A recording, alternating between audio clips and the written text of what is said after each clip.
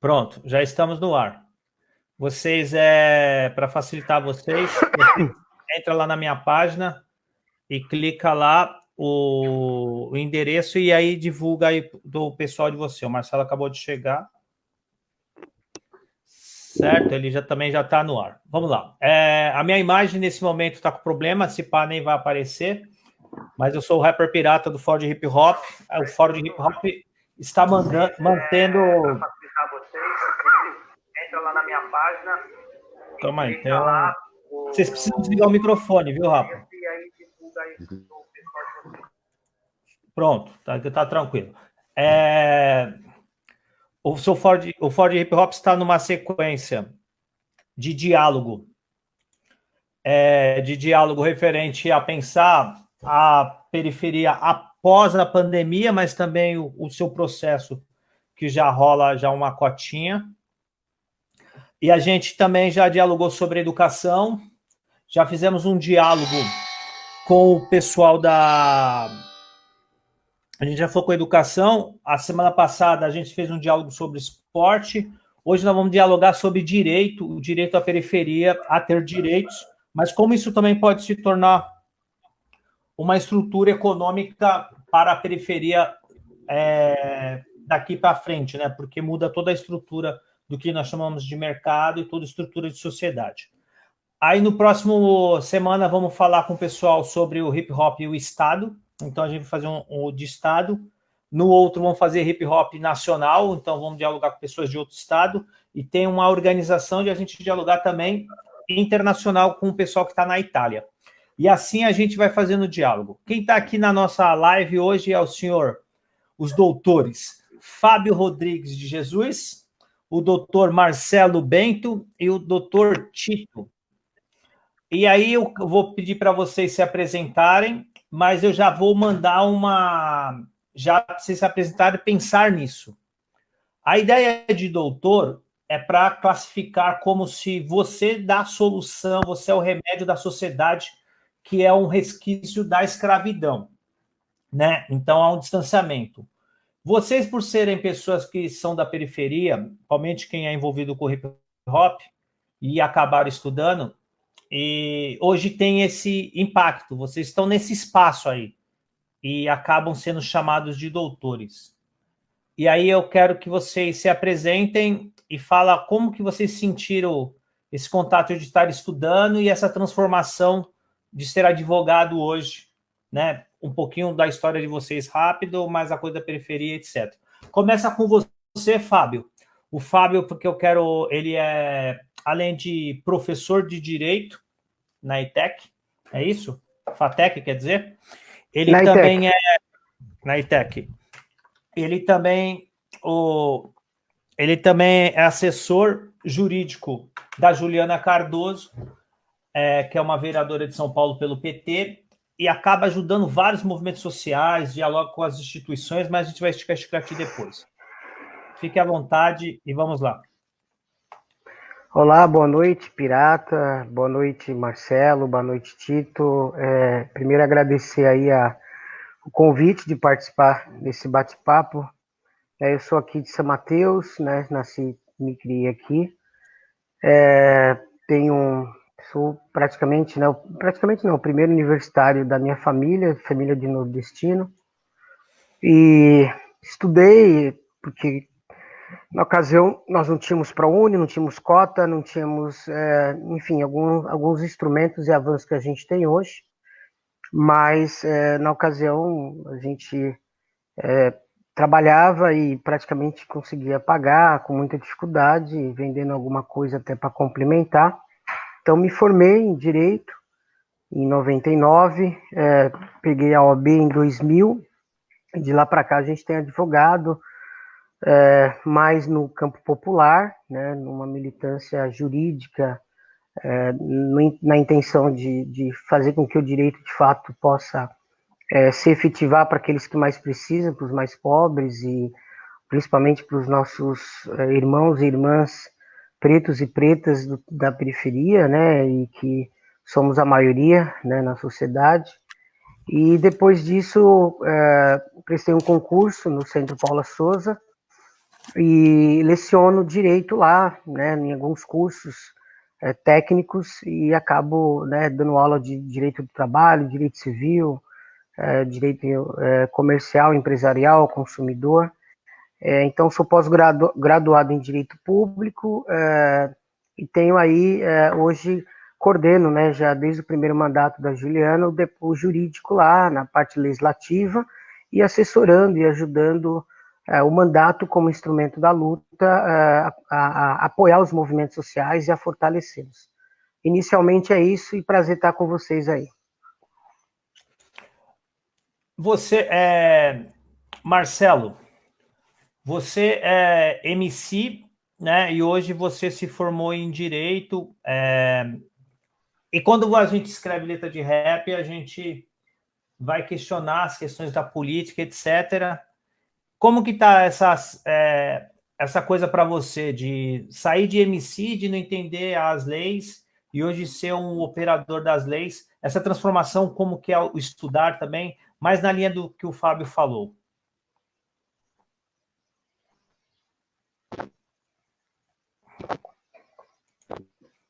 Acho que deu um... Marcelo? Tá dando um delay aí no seu... Acho que travou o Marcelo, hein? Acho que ele voltou aqui, ó. Tudo bem, Pediu? Marcelo? Pediu, né? Calma aí. O problema na internet é que tem hora que ela ajuda, hein? Acho que agora Pronto. vai. Marcelo tem 2 vezes. Você conseguiu ouvir a pergunta? Eu não vi o finalzinho. Então, mas você mais contar um pouquinho, esse é a sua percepção de você sair do hip hop, ser da periferia, estudar direito. Então, como que está essa observação sua? Porque a periferia não tem direito, mas é mais sutil, por enquanto é mais para você se apresentar. Por gentileza.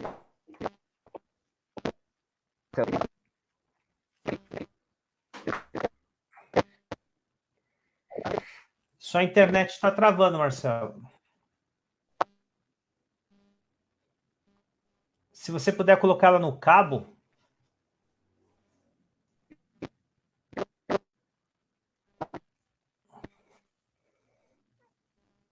Ela deu uma travadinha. Vamos aí, enquanto o Marcelo resolve, vamos para você, Tito. Tito, você é rapper também. A linha do seu rap é uma linha politizada. E você estudou na Universidade Zumbi dos Palmares. Qual é a sua percepção só nesse momento de transformação sua, de por que você estudou direito, como você chegou nisso e o que você enxerga agora? Depois a gente vai para os temas mais... depois voltamos com o Marcelo. Ok, pessoal, uma boa noite. Sou o Tito, né?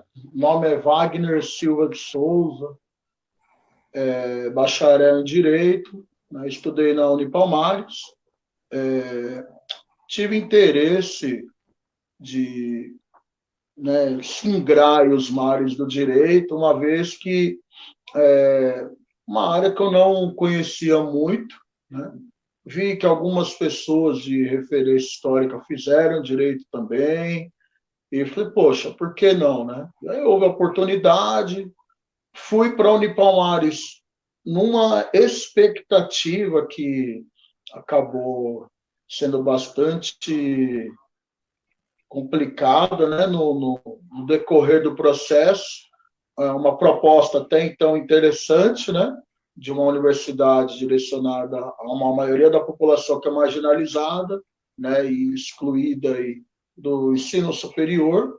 Não há um link, né, nas escolas públicas e as universidades, uma pena, né?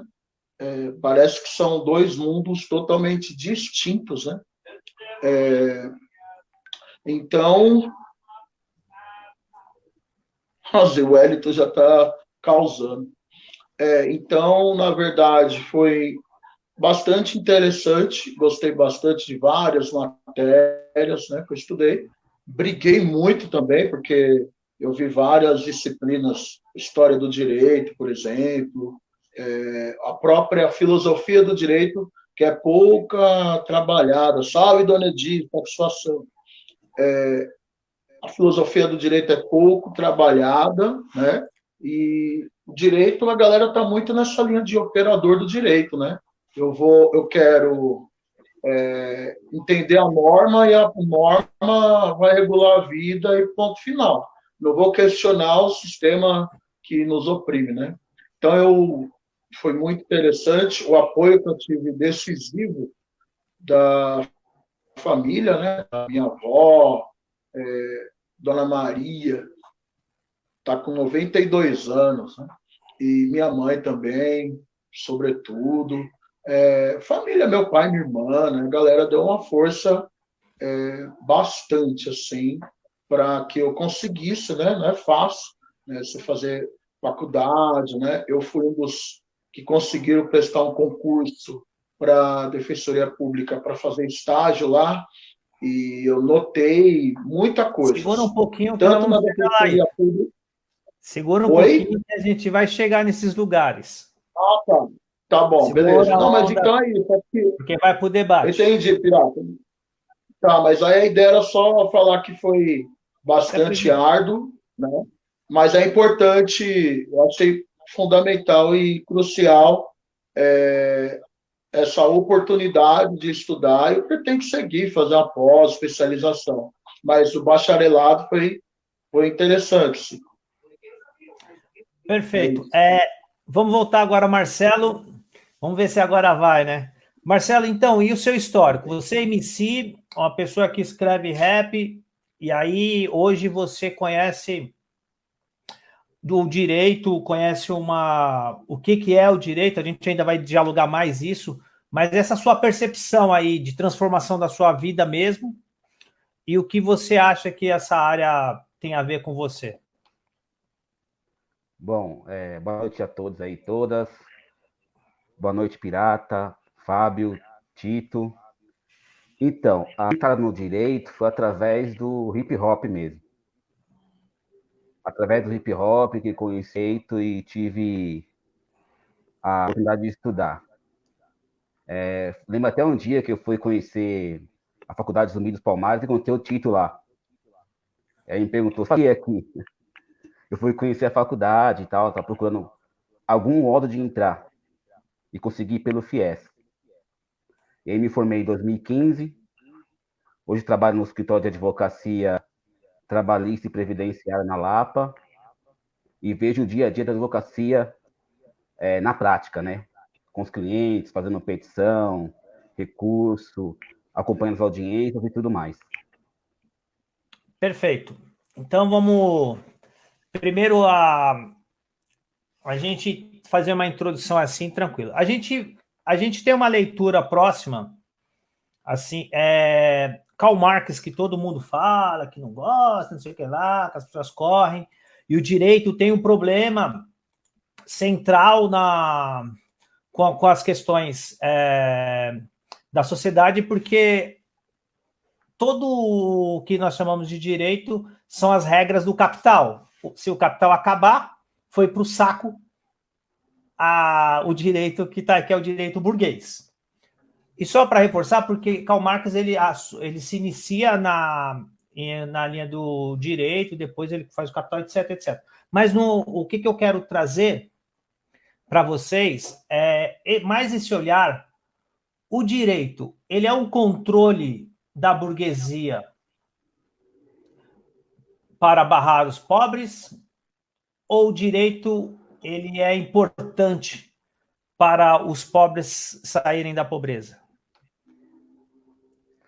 Bom, eu não acredito. Pode começar o Marcelo, depois. Aí só vou pedir para vocês serem sucintos nas respostas, dando espaço para o outro, porque nós vamos fazer um centro de debate, certo? Então vamos embora. Beleza. Pode ir lá, Marcelo. Eu acredito que o direito não vai tirar o pobre onde está e vai manter o pobre onde está, porque o direito ele é uma ferramenta do capital e tem que manter a ordem do jeito que está. Né? Até semana passada eu li um artigo de uma pessoa que escreveu uma tese de doutorado, né? que o título era Direito e Praxis, o apartheid social nas academias de direito, né?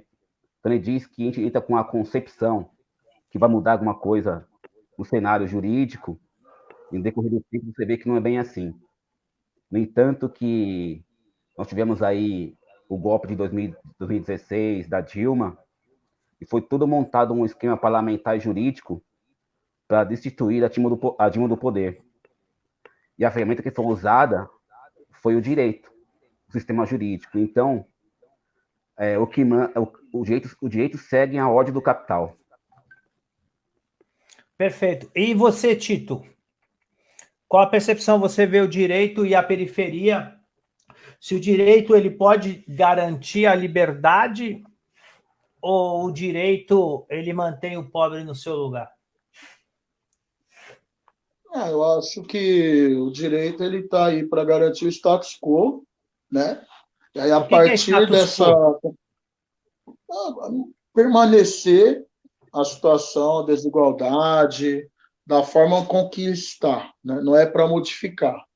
Acontece que existem, e aí por isso que a gente questiona esse termo operadores do direito, porque o direito ele está aí, está consolidado, é uma profissão que se pega desde o período da escravização no Brasil, por exemplo, o direito ele foi crucial juridicamente para você manter pessoas sendo propriedade de outras pessoas. Então, o direito ele legitimou muito isso. Só que, por exemplo, se o direito ele não traz a justiça, né, ele não vai arranhar a estrutura da sociedade ao qual nós estamos. E aí é necessário o seguinte: entender o funcionamento, né, compreender que a norma, Luiz Gama achou várias brechas, né? Os Panteras Pretas, os Black Panthers, acharam brechas, né? Aí o sistema vai se readequando para diminuir essas brechas para nós, né? Mas a gente vai sempre batendo de frente, compreendendo que a estrutura ela já é viciada por si só. É isso. Então não é que o pobre vai ficar rico estudando direito, entendeu? Ele tem a possibilidade de entender como funciona e, a partir daí, sim, possibilitar um maior acesso a esse aparato jurídico. Você, Fábio, você acha que o direito ele liberta a pessoa, a garantia da cidadania dela, ou ele aprisiona a pessoa em os seus lugares? Então, primeiro eu queria agradecer aí a Neia e o Gide que estão acompanhando, grandes camaradas, um lá aqui da Zona Leste, aqui de São Mateus, e a outra da Zona Sul, 2 ex-conselheiros tutelares, e queria agradecer aí também a participação deles aí, de todos que estão acompanhando. Bom, primeiro que Marx, de fato, ele vai dizer, né, que o direito é um instrumento da burguesia, né, que ele foi instituído para justamente equilibrar e manter o capital, manter as estruturas de poder, e de fato ele tem muita razão nisso. Agora, eu entendo que, e estudando um pouco a história, né, a evolução da humanidade, a elite, né, principalmente no Brasil, a elite, as forças brancas, né, preponderante, elas dominam não só o direito, né, elas dominam as narrativas. E de tempos em tempos eles têm as estruturas na mão e, portanto, eles vão dominando as narrativas que vai influenciar em tudo. E no direito, principalmente. Então, para mim, o direito nunca foi... o direito é uma ferramenta que a sociedade tem e ela pode ser um instrumento de manutenção de poderes da elite, mas ela também pode ser um instrumento de libertação, sim. Né? Principalmente quando a gente fala em democracia. Aí eu estou falando dentro desse recorte. Eu que tenho talvez um pouco a idade, embora não pareça, talvez eu sou de 72, não sei que ano que os colegas são, mas eu vim de uma geração que sai da ditadura militar e luta por um conjunto de direitos que foram fixados na Constituição Federal. uma Constituição, uma social-democracia, em que prevê que o Estado ele tem que ser garantidor, né, dos direitos. Agora, entre ter o direito e ter a eficácia, a gente está vivendo esse momento. Nós tivemos um momento em que a gente conseguiu ter uma série de direitos, desde a Constituição Federal, passando para o Estatuto da Criança e Adolescente, o SUS, o SUAS, o Estatuto da Juventude. Então, a gente tem um conjunto de normas muito importante de emancipação e empoderamento do povo. Agora, isso é uma coisa. Outra coisa é você ter a efetivação dessa norma. Então, para mim, hoje, nós, enquanto pretos e pretas, periféricos, se apropriar, porque assim, nós temos duas opções, né? A gente está num Estado democrático de direito, então a gente tem esse pacto social. Agora, se a gente caminha para uma outra estrutura, a gente tem que ver de que forma a gente faz isso e romper. Na estrutura que existe, penso eu que nós vamos ter que fazer o enfrentamento e a disputa de narrativa, para que o direito ele sirva, sim, para ser instrumento, como eu disse. O ProUni, vários instrumentos que vários jovens conseguiram acessar a periferia, veio também da regra, veio da norma. E agora, efetivação se depende de outra coisa. Como que a elite ela garante isso?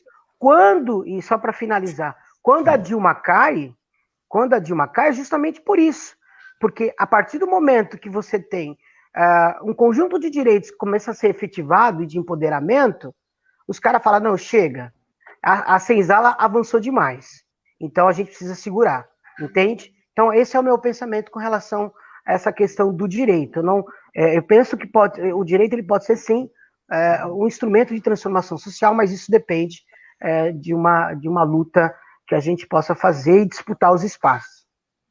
Então, a gente tem a participação das pessoas aqui, e aí a gente vai garantir a participação das pessoas, e vamos para fazendo as rodadas. Tipo assim, ó, tem aqui o Wellington que está na tela aí.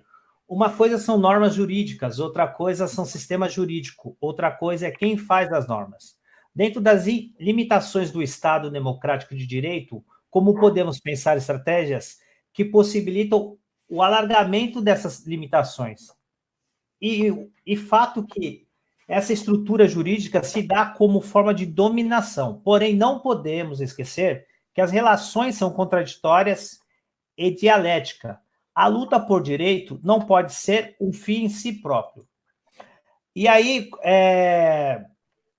tem o Feijó, a gente vai colocando as pessoas aí, mas vamos lá. Nessa linha que o Wellington faz, uma das coisas que a gente, e vocês também trouxeram nessa leitura. Não esquecemos que dia 13 de maio é justamente uma lei, um direito, porque o ser humano ele era uma mercadoria. Aí fizeram uma lei áurea, que tiraram, deixa o ser humano de ser mercadoria do outro, né?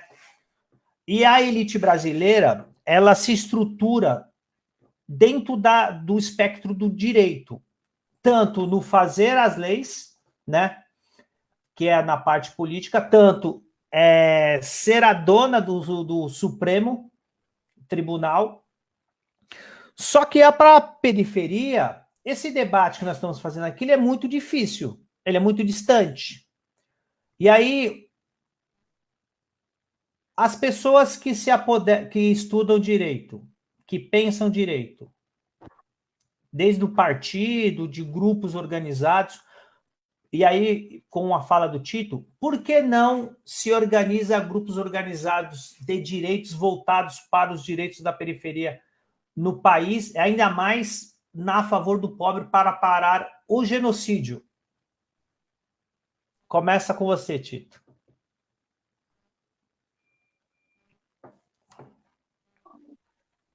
Olha, bom, queria, antes de mais nada, só dar um salve geral, Nando Comunista, uma grande referência na militância pesada aí. E, Pirata, você já fez outra pergunta também, né, mano? Da hora. Vamos tentar aí encarar. Não, a intenção de forma muito rápida. Que você fez um rápido. emaranhado. Tá certo. Então, acho que o Paulo Feijó, quando trata do Rui Barbosa, né? Ele pesou para queimar Ó, e aí, Não, senão vai ficar fala aí, confuso. Não. Aí a linha que você está não não, vai eu ia rolar. responder. Deixa Fala que aí, eu filhão. pego a pergunta dos caras e trago, senão aí fica Ah, confuso. é? Tá Não bom. dá, Não, não então dá esse fechou. tempo, liga. Agora, se vocês Ah, quiserem então fora, fica muito longo, né? vamos aí. Tá. Eu vou Não, trazer beleza. todos, Não, cara. Fica suave.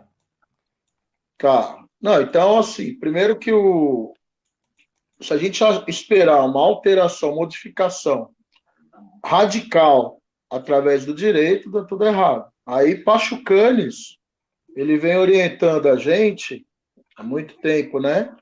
Que se a gente enxergar na ótica jurídica da burguesia, né, é uma ótica que vai deixar a classe trabalhadora míope, né? Ou seja, a gente não vai conseguir avançar num Estado democrático de direitos para uma revolução. Então, a primeira perspectiva aí para a gente entender. Outra coisa, porém, numa sociedade de classes, né, a luta por direito é o mínimo, né? É importante também. Porque quanto mais direitos para o trabalhador, então não é à toa que você pega o pacote liberal, o pacote bolsonarista, o pacote temeriano e por aí vai, sobretudo quando inicia alguns conchavos, né, com a chamada esquerda mais adocicada ou mansa, né, dialogando, né, com a elite, e aí você não tem avanços, você tem pseudo-avanço, não tem um avanço significativo. Né? Ou você traz de forma contundente a modificação ou não traz. E a partir do direito, né, você pode possibilitar algumas coisas, mas são limitantes. Né? Não dá para esperar que do direito a gente vai conseguir uma modificação de fato. Né? Mas o direito, numa perspectiva para a classe trabalhadora, ele é importante sim. Tanto é que a burguesia, a todo momento, né, uma luta muito grande de retirada dos direitos dos trabalhadores. A flexibilização da CLT, que a CLT nunca foi revolucionária, porém, ela é importante. Né? Agora, da forma com que ela está, fica na mão do patronato, por exemplo. É isso, Então, só para não alongar muito. não, tranquilo. Mas o direito, ele faz a pessoa que estudou direito acaba tendo, sem querer, agir com a mente institucionalizada. E aí, Marcelo, como sair desse arcabouço de institucionalizar, se distanciar do povo, achar que você está no direito, então não preciso entrar mais nas lutas, me distancio, as pessoas são burras, etc, porque você domina, você está no escopo sozinho. Como agir, você defender o direito das pessoas, do povo, que é árduo, dói pra caramba trampar para essas pessoas, sem ter a mente institucionalizada, porque a academia te coloca nesse lugar a todo momento. Porque não esquecemos que o Brasil é referência da teoria do direito. O direito mundial é pensado pela burguesia brasileira e faz quem estuda pensar como. Você percebe isso e como garantir o seu trabalho para o povo.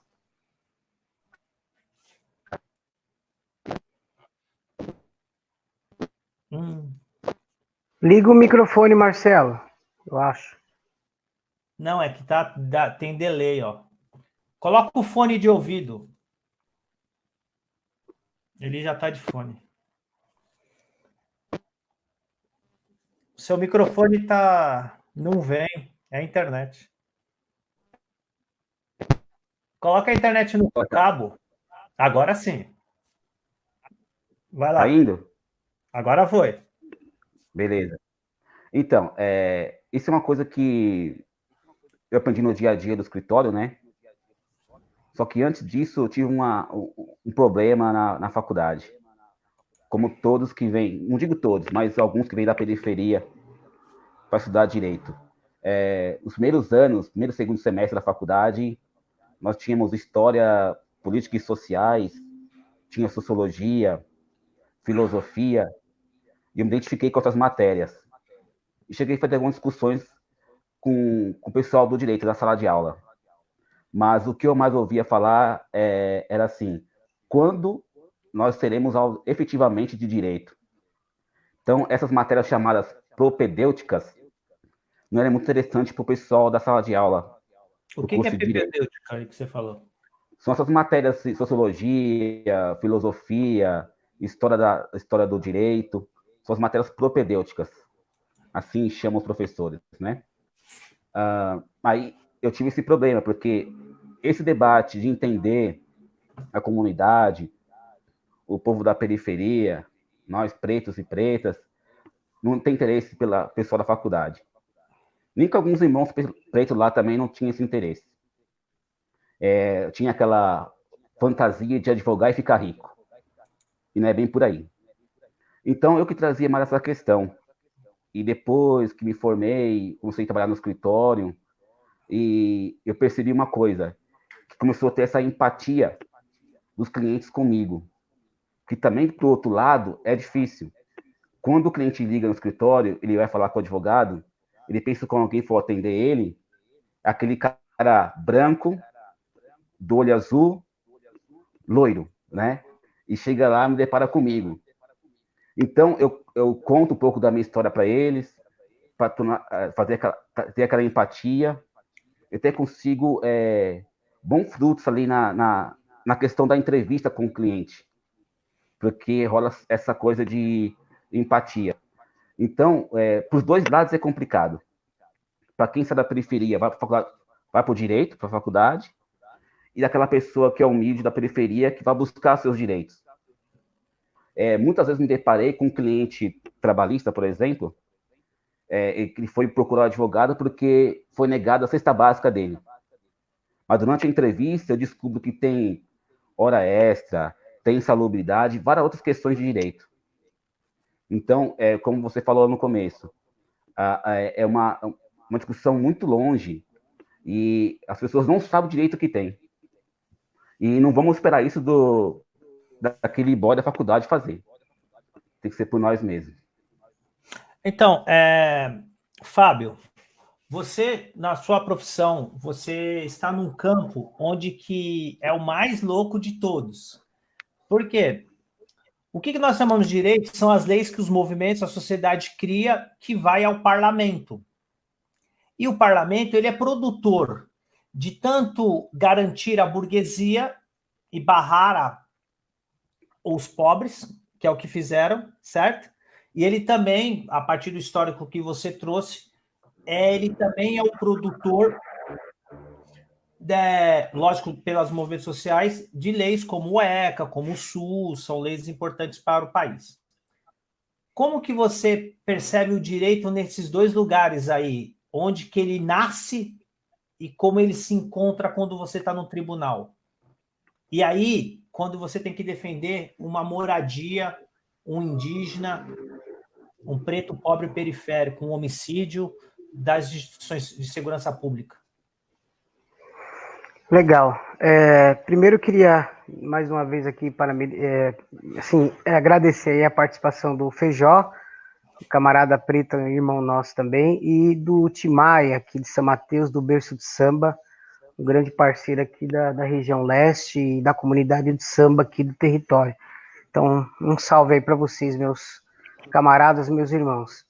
Bom, bem legal essa sua pergunta, Pirata, por uma razão muito simples. Primeiro que eu, além de estar no parlamento, como eu disse, eu dou aula lá na Itexepan também, que fica lá na USP, e a gente tinha um curso chamado Técnico Legislativo. E aí eu fui estudar um autor que chama Fábio Barbalho, e ele vai dizer o seguinte, que a norma ela tem que falar a língua do povo. E o que significa isso? A norma ela tem que nascer, e o Estado, da forma que ele foi constituído, e de acordo com o que a gente tem nos nossos instrumentos jurídicos, por isso que eu digo, o direito, ele por si só não transforma nada, eu concordo com tudo aí. Por si só, não transforma e não muda.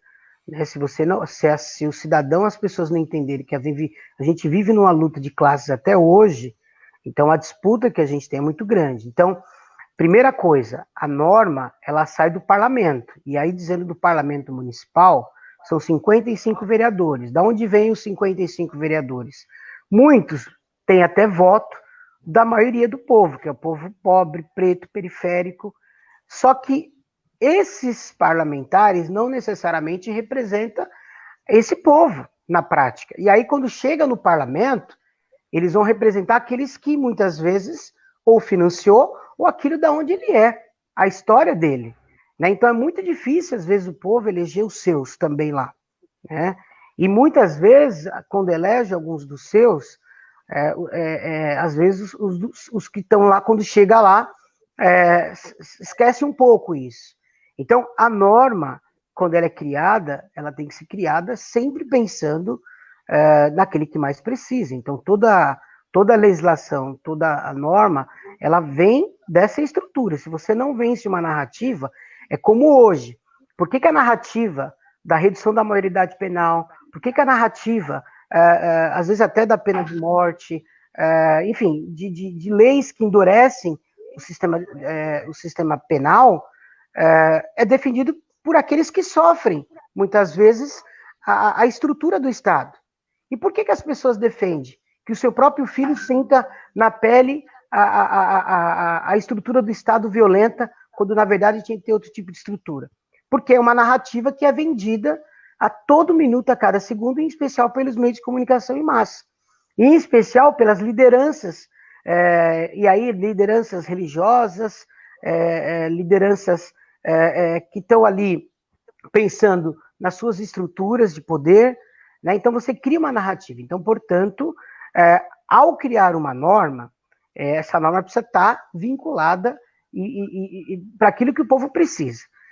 Muitas vezes a norma sai legal, sai uma norma legal, uma lei legal, uma proposta legal, ela é sancionada, aí qual que vem o problema? A sua efetivação. Quem está operando direito, como a gente já falou aí, na sua maioria, são pessoas que não dialogam, né, e não conhecem a realidade do nosso povo e não saiu daqui.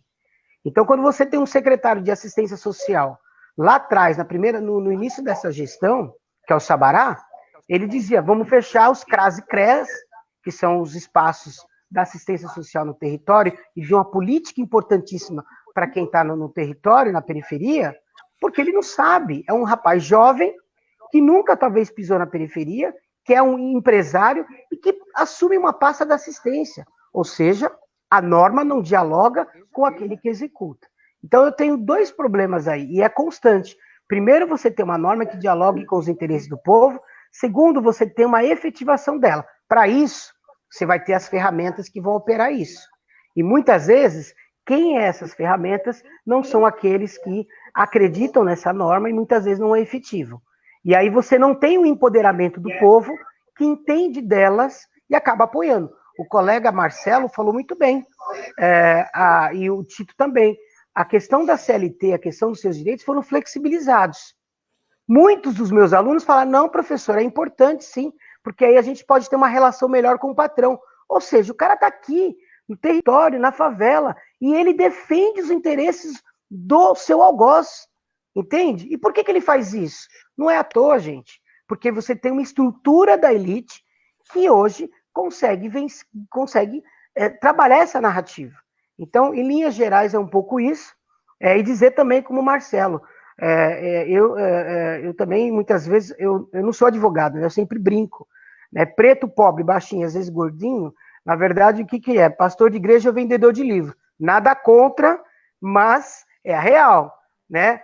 Então, ô pastor, ou não sei o quê, outro dia eu estava num fórum criminal, vendo um processo criminal, um rapaz que foi assinar falou, pastor, ou seja, os caras esperam um cara branco, alto, de olhos azuis, esse sim é um tipo advogado.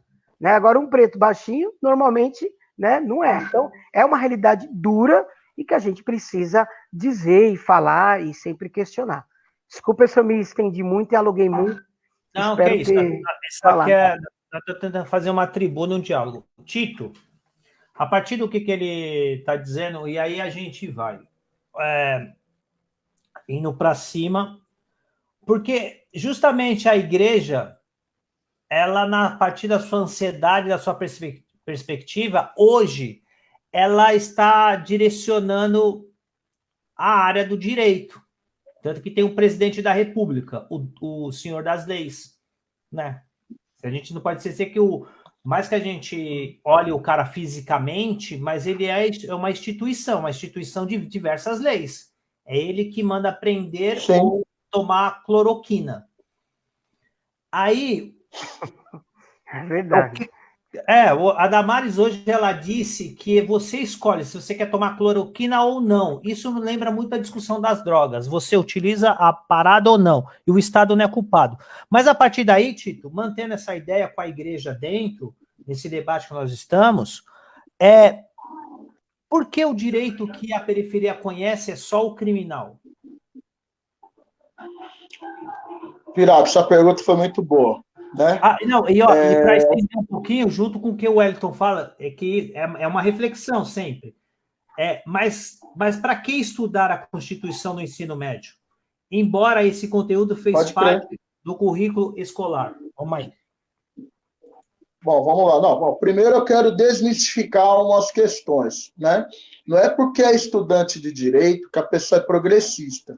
A maioria dos estudantes de direito, eles defendem a redução da idade penal, eles defendem a pena de morte, e eles comemoram porque o Brasil é o terceiro país que mais encarcera no planeta.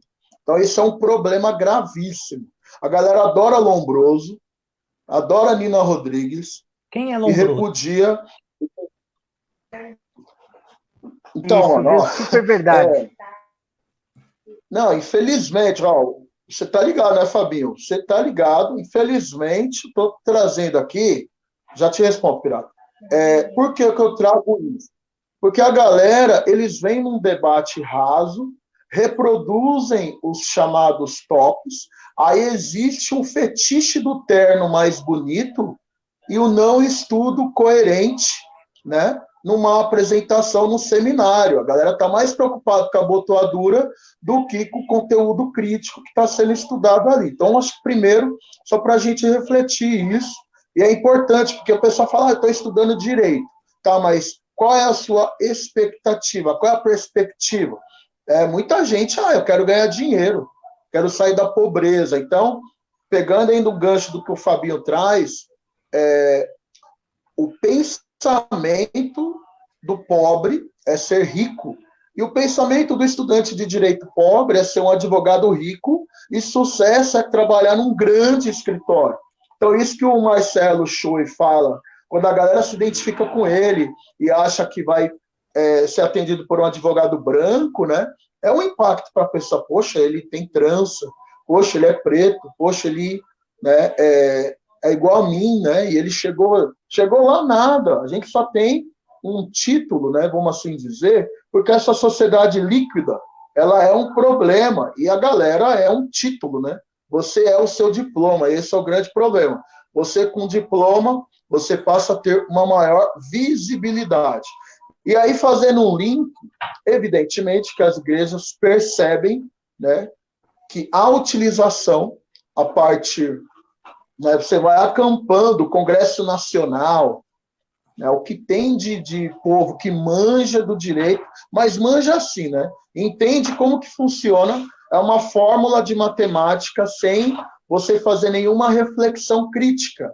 É isso, pronto, final. Né? Já tem um modelinho da peça, não vou refletir nada, Ctrl+C, Ctrl+V, encaminha lá para a repartição. Tomara que eu não enderecei errado. É só essa única preocupação.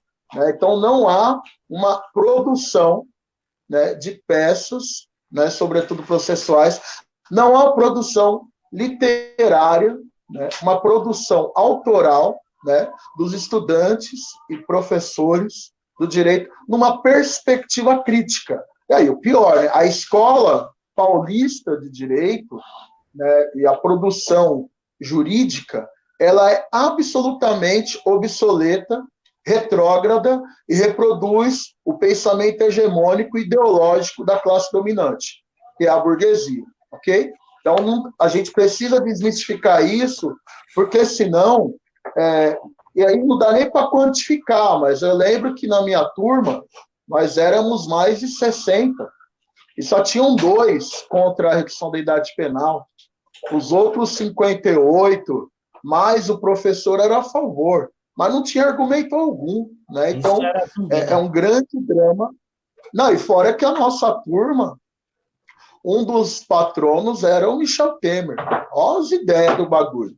Né? Então, era para ser uma coisa muito mais progressista, mas muito pelo contrário, o Marcelo tá aí que não me deixa mentir, a coisa era num processo muito grande. Infelizmente, existe uma ramificação do direito, sim, progressista, mas ela praticamente ela é invisibilizada, né, na conjuntura do direito no Brasil. Acho que Marcelo, é isso, para não alongar muito. não, estamos no diálogo. Marcelo, e aí eu esticando o chiclete lá com o Wellington, que ele colocou aqui, aí ele coloca aqui a questão é o sistema jurídico e o acesso à justiça é intocável. Mantendo essa ideia do intocável, e aí eu quero que vocês saiam do direito e se coloquem do outro lugar. No lugar de, porra, mano, o bagulho é comigo, parça. E aí, a instituição de segurança pública, ela conhece o direito administrativo e ela roga o direito administrativo nas ruas. Ela não conhece o direito de verdade. Só que ela utiliza a direito administrativo para cima da gente. E aí, quando nós rodamos, lá também tem um doutor Areia. E aí? Só que vamos lá, o foda é a lerdez do seu computador aí. Arruma aí. Arruma o computador tá lerdo.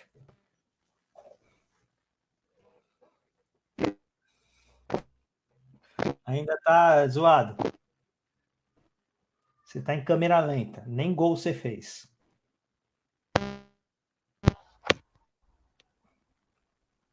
Melhorou? Agora, vixe Maria. Pode ir lá.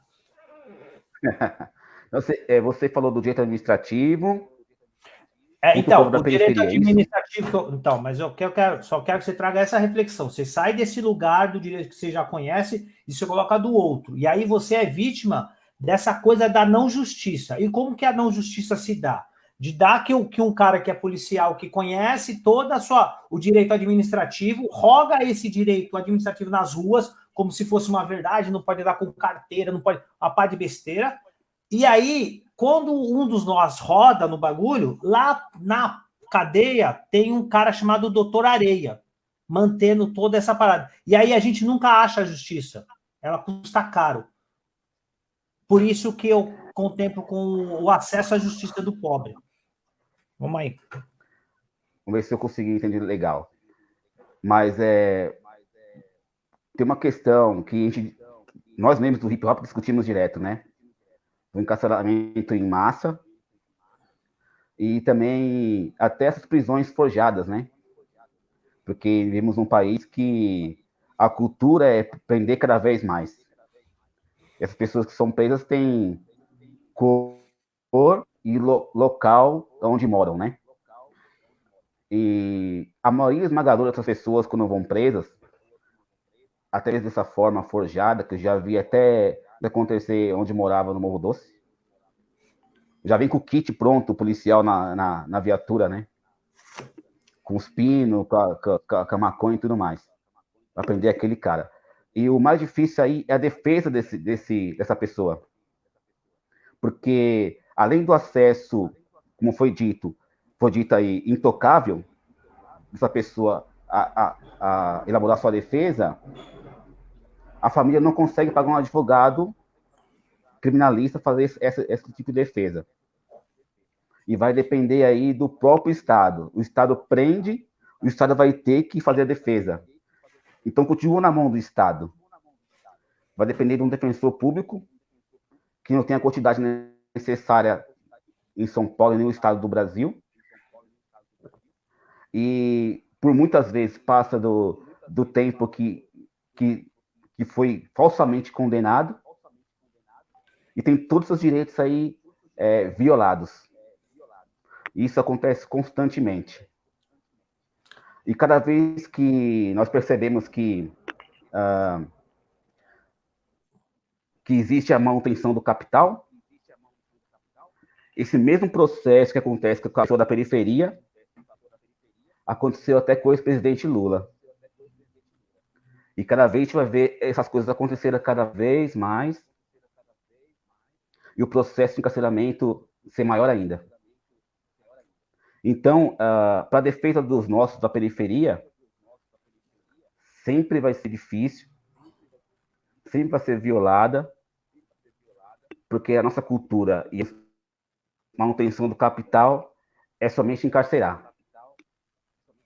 Perfeito. E outra coisa, né? E faz de tudo ainda para poder... Tem as ferramentas, os mecanismos, né?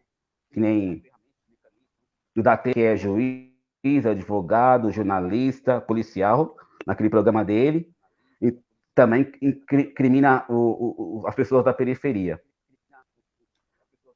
Então, você tem quem contra nós? A polícia, a mídia, o Estado e o direito. Perfeito. Tito, a partir da reflexão do Marcelo, os movimentos sociais, eles criaram a Defensoria Pública.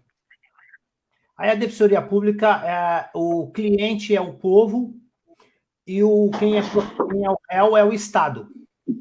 Só que, ao passar ela sempre foi um instrumento que o Estado nunca fortificou ela, porque o réu é o Estado.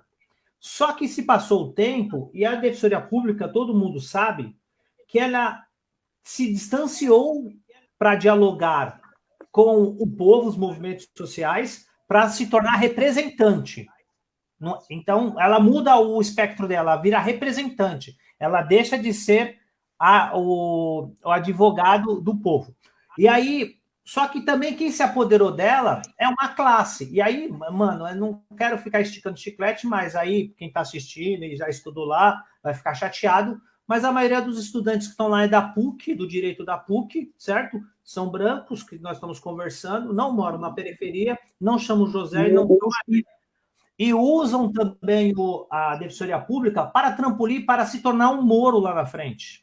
Então, nem a causa eles estão lá. E você trampou lá dentro. Como foi ser preto na defesa do direito dos pretos dentro da Defensoria? Calma que vai chegar a ser, Fábio. Tá? O assunto tá primeiro... Oi? Então vai você. Ok. Bom, primeiro que eu fiz 2 anos, né, de estágio na Defensoria Pública, na unidade do Brás. É o seguinte, de fato, a Defensoria ela tem uma característica de atender as pessoas que não têm renda, né? Então, ela ainda é direcionada a uma população pobre, população da classe trabalhadora, né? Você tem que provar que não tem como pagar. É importante a Defensoria, porque ela garante o contraditório e ampla defesa. A função da Defensoria é garantir esse contraditório e ampla defesa. Ela está trazendo ali que você vai ter acesso a um advogado de qualidade. A gente sabe quem trampa os estagiários, inclusive, queria mandar um salve a todos os estagiários que já tramparam ou estão trampando na Defensoria Pública do Estado de São Paulo. A galera tinha que ter aplausos aí, porque é muito trampo, né? Não estou dizendo que esse advogado não trampa, né? O defensor. Tem defensor muito bom, tem defensora pública muito boa, né?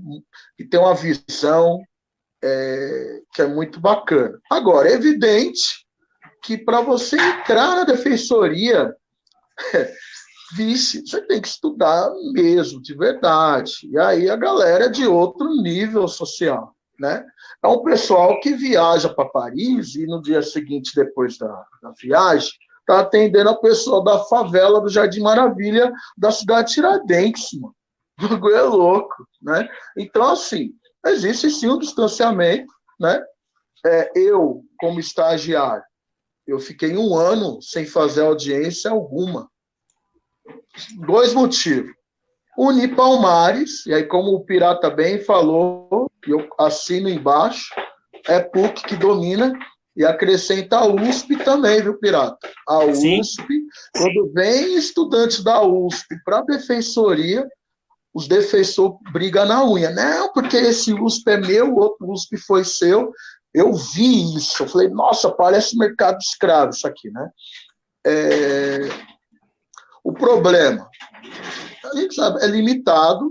Tem um documentário Juízo, acredito que a maioria já assistiu, e mostra muito essa realidade, que é o promotor orienta, o juiz acata, o defensor tenta refutar, né? Mas geralmente a tendência é ir lá para o lado da promotoria, né? Então, não é fácil. A impressão que tem muitas vezes é que o promotor ele está mais preocupado em acusar, independente se tem prova ou não. Vamos acusar. O defensor, dependendo da situação, e ele tem que defender mesmo, porque, né, é da função crucial a defesa, né? Porém, essa defesa vai depender muito de como é elaborado essa defesa, não só os autos do processo, mas, sobretudo, né, o interesse de fato naquela situação no tete a tete ali. Eu estou com um caso X, será que é interessante isso? Não é? Tem relevância? Não tem? É primário? Não é? Então, a gente vai tecnicizando a parada, vai se distanciando pela quantidade de situações, né? Então, existe muitos autos de processo parado, tem muita gente que poderia estar contribuindo muito mais, né? Mas é isso, tem que ter amorosidade, aumenta prazo e vai dilatando, né? Perde prazo quando existe um interesse social. Eu já vi casos, por exemplo, a família do adolescente, o pessoal tem, pode ligar, o pessoal tem uma renda de 60 mil reais. O adolescente vai cumprir internação? Não vai, entendeu? Agora, por outro lado, quando é de uma origem, e aí eu lembro de várias decisões dos juízes da vara da infância e juventude, que a maioria são péssimos, né? Para não dizer... Aliás, a magistratura, de novo, para reforçar, a magistratura paulista, ela tem o que há de pior no Brasil, né? A galera muito reacionária. É necessário afastar do ambiente corruptível. É necessário o quê? Vai tirar ele da favela? Vai por onde? Vai morar num bairro nobre? Ele mora na periferia. Ah, mas ele está propenso a comer. Propenso o quê? Só porque ele é de periferia? Então, existe uma questão classista absurda nas decisões, né? E aí é lógico, né? A defensoria, ela tenta, na maioria das vezes, promotor já tem a vantagem, né? Eu digo que a defensoria é importante, mais ainda, a galera progressista não é fácil, mas a gente tinha que acampar lá e também assumir aí alguns cargos de defensor público, não é isso, Fabio? Porque é inacreditável. A elite, aí parece aquela coisa, sabe, de eu vou atender os pobrinhos, né? Vamos lá, gente. Eu acabei de comer meu panetone da Noruega, aí agora eu vou atender a favela. É literalmente surreal. Então não dá para esperar muita coisa. É paliativo. O trabalho da defensoria é importante, mas é paliativo, até porque está acampado o domínio da elite na defensoria pública. A defensoria, você tem uma maioria esmagadora de brancos e brancas, que advém de uma elite, né? A região que o pessoal mora, né? Raras exceções. Então, acho que a instituição defensoria, ela é importante, porém, como ela é dominada pela elite branca, paulista, etc., né? Acaba fazendo um trabalho mequetrefe. É isso que eu gostaria de ressaltar, né? Em 2 anos que eu consegui fazer a atuação, após 1 ano que eu consegui começar a fazer audiência. Detalhe, pessoal, uma estagiária, ela em 1 semana já estava fazendo audiência, porque branca, USP, não sabia nada, mas estava lá, tipo assistente auxiliar e official do defensor, né? E no meu caso, eu questionava, vamos refletir aqui, doutor, sobre essa tese e tal, não sei o quê. Aí não gostava muito. Mas você está questionando. Não, mas não é por aí. Você tem que executar, você tem que operar mais, né? Operacionalizar mais e refletir menos. Né? Complicado, complicado. Mas isso não é só, né? Eu estou dizendo no âmbito geral. Né? Existem várias exceções. Tem defensor público que faz um ótimo trabalho, sim. Né? Tem defensora pública também que faz um ótimo trabalho. Mas, na moral, é exceção. Porque, via de regra, está tudo vilipendiado pela elite que fica passeando para a Europa, tão triste porque estão isolados e não estão viajando para a Europa. Então, isso. A partir do que o Tito traz, Fábio, você participou de agora de uma... Que é isso, né? Essas instituições públicas, você só consegue entrar nela se você tiver institucionalizado também em grupos. Né? Quem está no Estado são grupos. O pobre precisa entender isso. E quando o pobre entender que os grupos que estão no Estado, aí a gente vai tomar conta do bagulho. Porque a palavra democracia, ela é zoada, mas ela tem uma coisa fundamental no seu radical. No seu radical, ela fala poder do povo. Né? E aí tem os representantes. O capital nunca deixará de ter representantes, porque se ele deixar a democracia, aí volta para o feudalismo, aí não vale, porque a revolução deles foi passar por ser feudalismo. Mas voltando para a instituição defensoria pública. E aí você teve que participar. Como que é essa disputa? Você é um advogado preto, periférico, progressista, e eu acho que você também tem que trazer um pouquinho esse caldo das amarrações para conseguir entrar também. Porque a gente também não pode ficar deixando os vácuos. Mas como que a gente ocupa os vácuos que a gente produz? Político. Vamos aí. Ô, Tito, valeu. Deixa eu só passar pro Tito aqui, que ele é um cara de gente boa. Tenta evitar os conflitos no chat para as pessoas escreverem, Tito. Você responde quando você for a sua parte, aí você fala. Por favor. Vamos aí.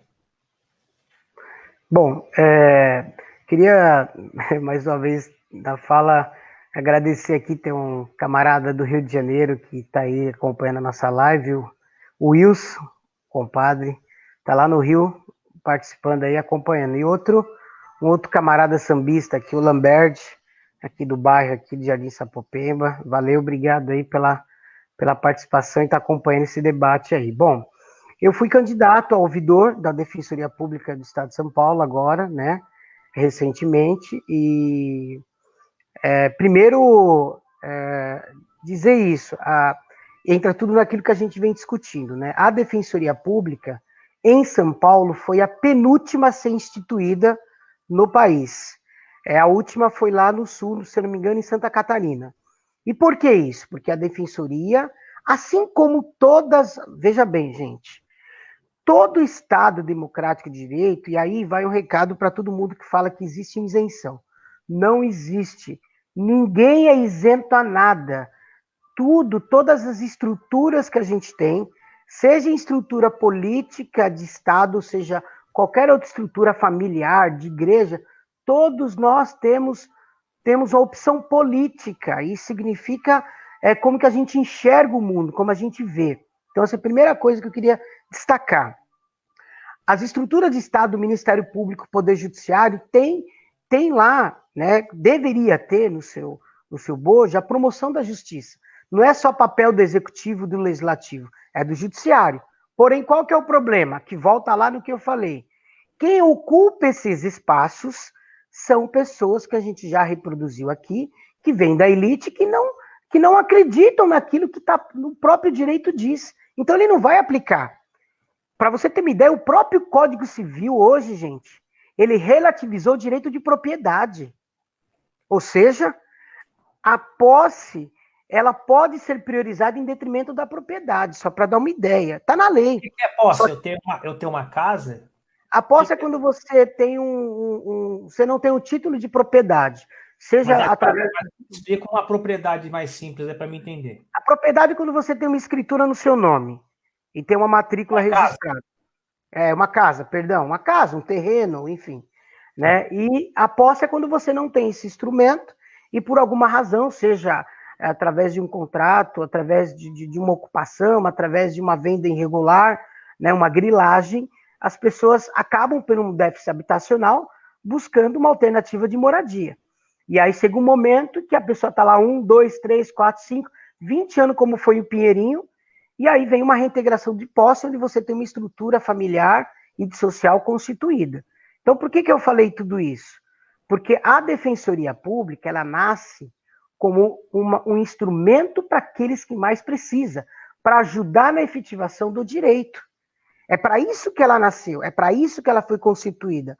Eu fiz questão aqui de puxar, só para rapidinho aqui, a Defensoria Pública do Estado, no seu desempenho de suas funções, terá como fundamento a atuação e prevenção de conflitos e construção de uma sociedade livre, justa e solidária, a erradicação da pobreza e da marginalidade e a redução das desigualdades sociais e regionais.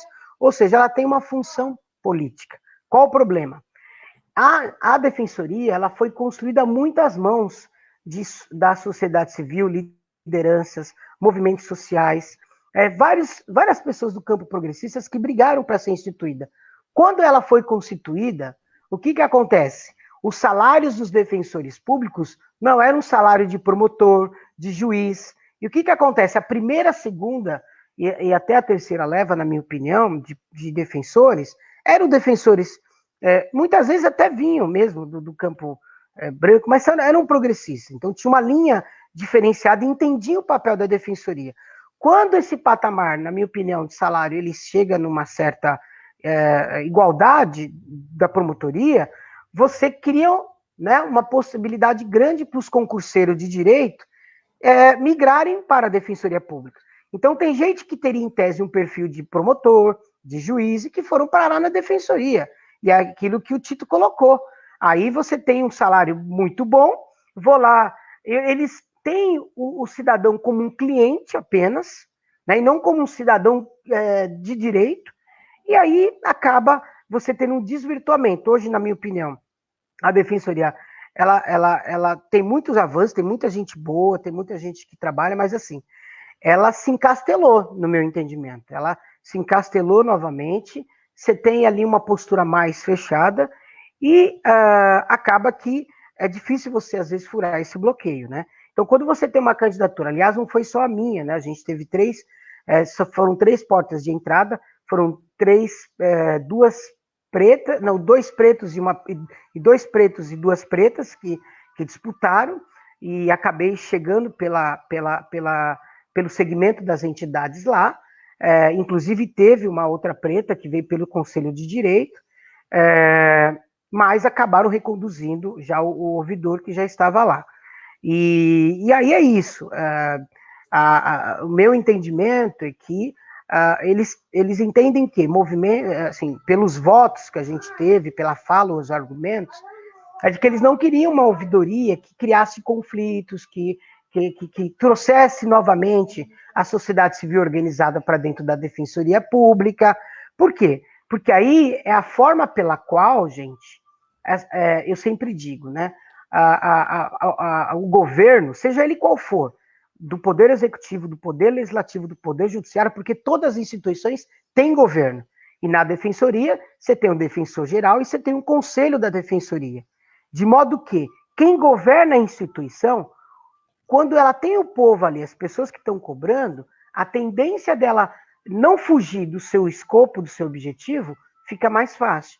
Então, hoje, no meu entendimento, foi mais confortável manter, né, uma estrutura, né, de ouvidoria que não trouxesse tanto conflitos, né, e que pudesse manter ali alguns status quo. Tá? Então, foi lindo a participação, a gente reuniu muita gente boa, muito movimento social, de saúde, de moradia, de igualdade racial, LGBT, mulheres, a gente reuniu muita gente legal, de movimentos e que ajudaram a construir um monte de coisa. Mas, infelizmente, ainda não foi dessa vez que a gente conseguiu novamente adentrar o espaço da defensoria para ocupar esse espaço. Eu já prestei 2 ou 3 concursos para defensor, teve um avanço nessa questão das cotas, mas tem um problema. As cotas aliado à meritocracia, ela tem muito problema.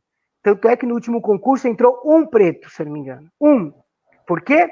Porque você tem que atingir aquele percentual de acerto. Ora, se a nossa relação é totalmente desigual, e que aqueles que têm a possibilidade, normalmente os brancos, de estarem lá estudando e se dedicarem todos os dias, e a gente tem que trabalhar desde os 14 anos, tem que trabalhar e estudar, é óbvio que a gente chega em condições diferenciadas. Não é porque a gente é incapaz, né? É porque as condições são outras. Então, para mim, hoje, é necessário avançar na questão das cotas na defensoria, mas ela tem que estar descolada dessa história da meritocracia, porque senão a gente não avança na inclusão dos pretos e pretas naquele espaço que é tão necessário ter a diversidade lá dentro para poder, de fato, atuar como deveria a Defensoria Pública com seus e seus. Ou seja, a Defensoria ela tem um escopo muito mais amplo do que apenas fazer ação judicial propriamente dita. Não que atender o usuário dia a dia não é super importante, mas tem umas questões que são muito maiores e que a Defensoria, ao meu ver, está devendo nesses últimos tempos. Perfeito. A gente, daqui a pouco já estamos chegando ao final, mas calma aí que tem umas provocações ainda que eu quero entender umas fitas. Eu não, né? Tem uma fita que é muito difícil para nós, realmente que a gente... tem um debate aqui do Tito e do Wellington da escola que é importante, mas segura a onda. Não é para você escrever lá, ficar respondendo ele. Você tem, nas suas respostas, você tenta colocar aí. Mas aí, deixa eu falar para você, para a gente garantir a participação das pessoas, deixa eu fazer, o que eu quero trazer. Só que aí a gente entende uma coisa, que aí os caras falam assim, você tem que falar um português perfeito, você tem que falar não sei o que lá, e a gente sabe que o direito, ele é uma linguagem arcaica para se distanciar mesmo.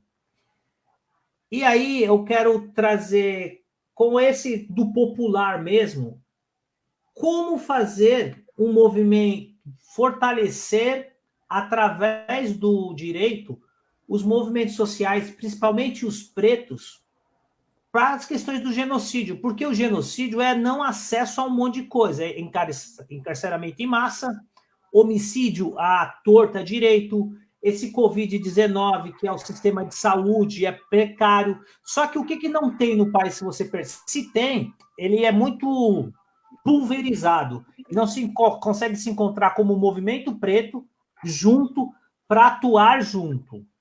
Porque diferente a gente já sabe que somos. Por isso que a gente vai para alguns lugares onde os brancos da elite já estão. Você está lá como diferente. Então, quando você vai falar com os seus iguais, vocês também são diferentes. E por que não consegue fazer essa unificação para vocês, a partir do olhar do direito? Marcelo primeiro. E vai ser para os três, tá? O movimento preto e o direito. Fortalecer o movimento para fortalecer o povo. Vamos aí. Bom, não tem outro caminho, né? Tá melhor agora, Pirata? A voz, tudo? Tá, agora tô pensando que é o... Tô usando o notebook agora, tava no celular. De novela aí, tá vendo? Então, é óbvio, né? Não temos outro caminho sem ser as ferramentas do próprio direito. Principalmente a questão da Constituição Federal. Precisa fortalecer alguns movimentos dentro da estratégia jurídica, da Constituição, processo penal, direito civil, processo civil, e fomentar isso. Mas eu vejo a maior dificuldade entre os próprios operadores do direito. Fazer essa formação, esse núcleo, esse grupo de pessoas para levar essa questão à frente. Tem as ferramentas que eu vejo, petições internacionais como Direitos Humanos, que também é uma instituição também do capital, né? Mas nós somos meios do direito. Petições internacionais, Declaração de Direitos Humanos, Ação Civil Pública, que também trata sobre as minorias, provocação também da Defensoria Pública, e são os meios que o pessoal do direito pode estar usando. Mas o difícil é ter esse agrupamento das pessoas do direito. Porque, como é uma doutrina, uma matéria elitizada, não tem muita preocupação com isso. E quando a gente se reúne para poder fazer uma coisa nesse sentido, até as mesmas decisões serão muito demoradas. Então, é uma questão de ato contínuo. As provocações têm que ser contínuas e quanto mais, fortalecer cada vez mais em grupos. No entanto, o que a gente tem na OAB, tem lá os grupos da OAB, tem o grupo que vai discutir direito previdenciário, direito do trabalho e tudo mais. Lá também tem um grupo que discute a questão da escravidão no Brasil. Mas as pautas são, eu já cheguei a ver alguma coisa, a reunião é pequena, são poucas pessoas, as pautas não avançam, então mesmo você dentro do direito, com esses grupos formados e provocando o direito, porque só dessa forma você só vai conseguir uma coisa, provocando o judiciário, esses andamentos processuais, eles serão muito lentos, e vão ser lentos propositalmente pelo próprio aparelho do Estado jurídico. Perfeito. Tito, mantendo o que nós estamos fazendo, provocando, e aí eu acho que às vezes não é o direito conversar com o direito, é fazer garantia de direitos sociais, e aí como que o título, e aí trazendo para ajudar mais o que o Wellington traz. Como cada um vê o abolicionismo penal? Seria uma saída? É isso, como fortalecer os movimentos pretos com o direito, não fortalecer as instituições de direito. Fique à vontade, Tito. Sou eu ou é o Fabinho? Tito. Ah, tá. Não, então, primeiro eu quero dizer que tem um pessoal me chamando no privado. É o seguinte, pessoal, esse tipo de debate entre eu e o Wellington é muito tranquilo, sobretudo o coletivo. Daqui a pouco o Nando vai mandar uma pancada das boas também, mas a gente do Força Ativa, a gente já tem essa relação dentro do que a gente entende por reflexão, questionar, trocar ideia coerente sobre o tema, tá? Então, só para a galera não achar que a gente se estranha, muito pelo contrário, é muito saudável isso que a gente faz, né? Rapidamente. Então, o abolicionismo penal, eu entendo que é uma questão urgente, né? Quando a gente pensa numa descriminalização, num Estado que criminaliza as pessoas a partir da sua condição social, a partir da sua condição étnico-racial, né? É importante. Eu apoio o abolicionismo penal. Evidente que a estrutura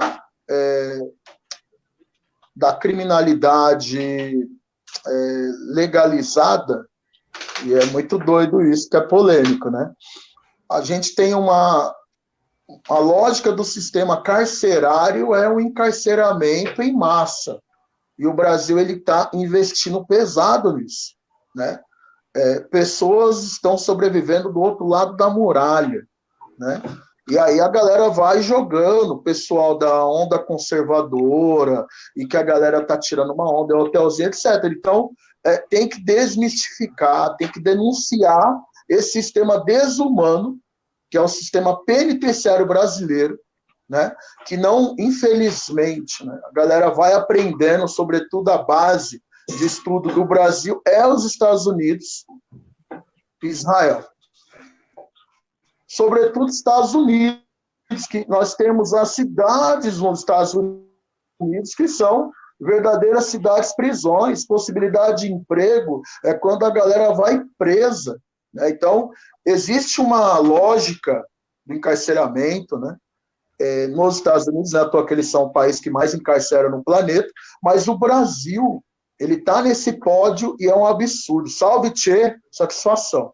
Né? Então, eu defendo, sim. Né? Agora, é uma bandeira dentro aí da criminologia, né? Acho que até o Fabinho pode destoar até melhor, mas a galera é totalmente contrária. Muitos professores de direito rechaçam isso, vários professores de direito penal. Seu vídeo travou. São contra. Você fala de abolicionismo penal, a galera pula no teto. Você põe uma redação de flores, muitas das vezes eles querem estar como desenvolver. Tito, tá dando travando. O meu parou? Tá travando. Agora é a sua vez que tá travando. Mas vamos lá, Fábio, mantendo aí o diálogo, como você percebe o movimento preto, como se organizar, não só, eu acho que é o movimento preto, sim, porque nós discutimos o genocídio, como fortalecer ele, porque a gente tem que entender que ele tem o seu tempo histórico, ele tem os seus ciclos históricos, e agora só vai virar... Tá suave, Tito? Eu pensei, agora voltei. tá... o que eu tava falando cortou tudo, mano? Não, até você falar mal dos professores. Não, eu queria ouvir essa parte do Tito. Se o Tito puder voltar essa parte aí. Fala aí dos professores de novo, que você estava.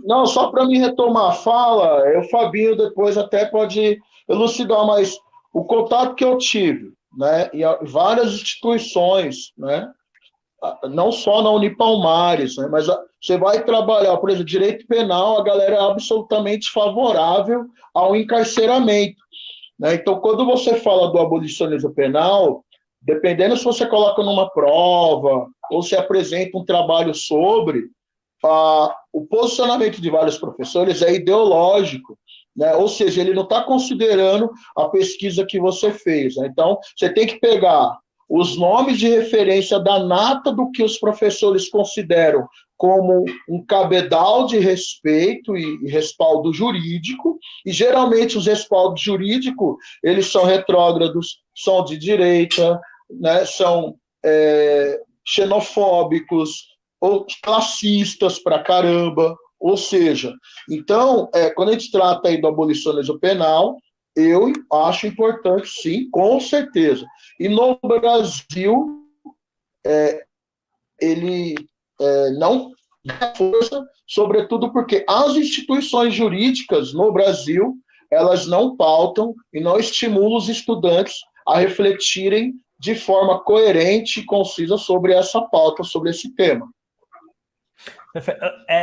E aí, ó, só para... Tá me ouvindo ainda, Pirato?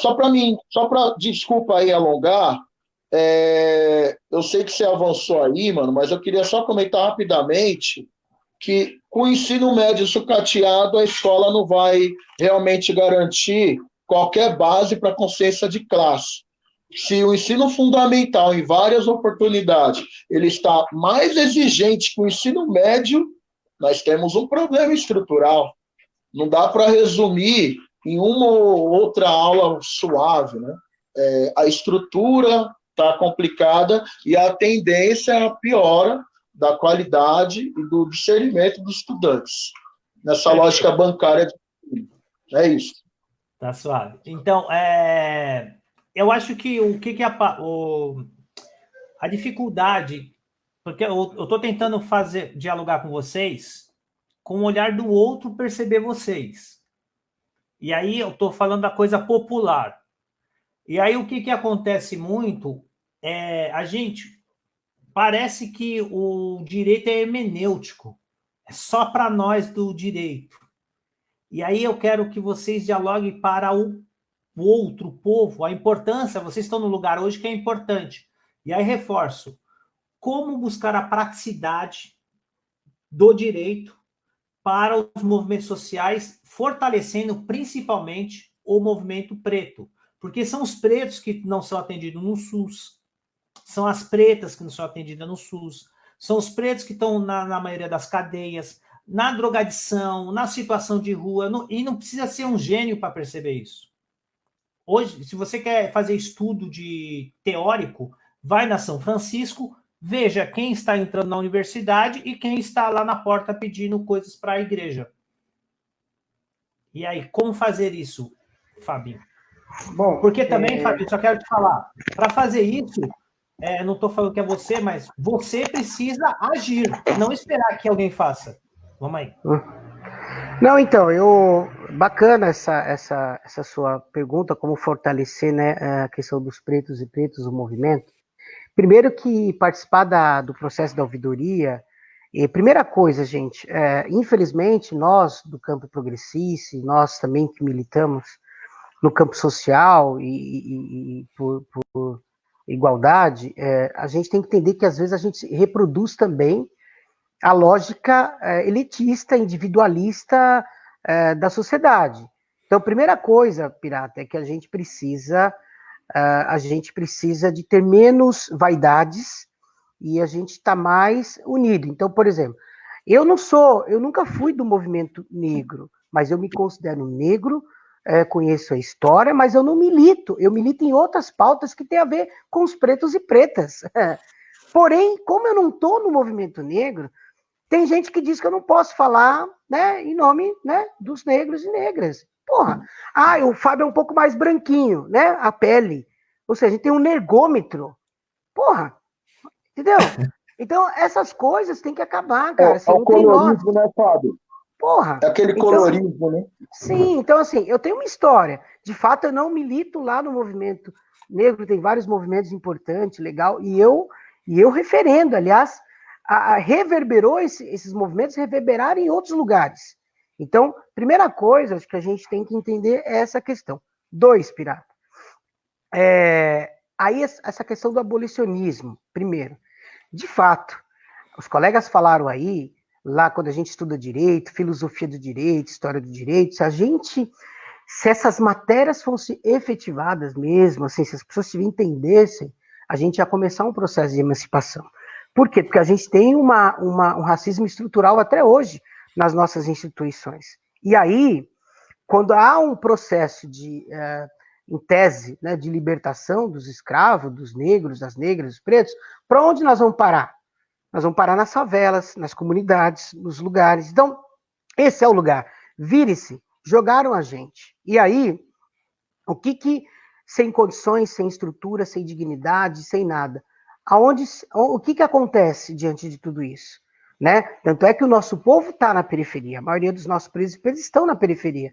E mais do que isso, estão no sistema carcerário. Por quê? Essa é a lógica. Ou seja, nós, até hoje, no meu entendimento, a gente luta, né, por liberdade. Eu sempre digo isso. A gente está num processo de luta de libertação e de empoderamento até hoje, porque a gente continua assim, né, num processo de escravizados. Os subempregos, a mulher preta que ganha menos ainda do que as mulheres brancas, os negros, né, que também as posições que acabam ocupando. Então a gente continua. Então a política do sistema penal, do sistema criminal, ela é lombrosiana. O colega falou muito bem. Quem que é Lombroso? Lombroso é um ideário, né, filosófico e sociológico que ele vai dizer, né, e ele começa a fazer uma construção de identificação de criminosos. Ele trabalha no ramo da criminologia, né, e ele vai identificando que os criminosos têm uma determinada característica e que, portanto, são os mais suspeitos. Né? Ou seja, essa é a lógica do sistema de segurança que a gente tem, desde a época, né, desde sempre, né, e principalmente depois da ditadura militar. É um sistema que direciona a sua ação mais violenta, mais coercitiva para os pretos e pretas que estão na periferia. Né? Essa é uma lógica. E, na minha opinião, uma lógica lombrosiana, que é uma tese que se discute. E quando você vai fazer essa discussão, de fato, o Tito tem razão na escola, com as universidades, eles não querem. Por quê? Porque existe tem um termo que a gente fala que é democratizar a questão do racismo, ou seja, não, todo mundo é igual, não tem mais racismo, a gente para de falar porque você é preto, aí você está se vitimizando. Então existe uma lógica de gente que ainda defende isso, inclusive nossos. E aí, dialogando com a sua... o Feijó lembrou bem a questão dos fenótipos, que é discutido por Lombroso. É verdade, Feijó. Então, nós precisamos desse processo de empoderamento, desse processo de construção, que é o que a gente está fazendo aqui agora.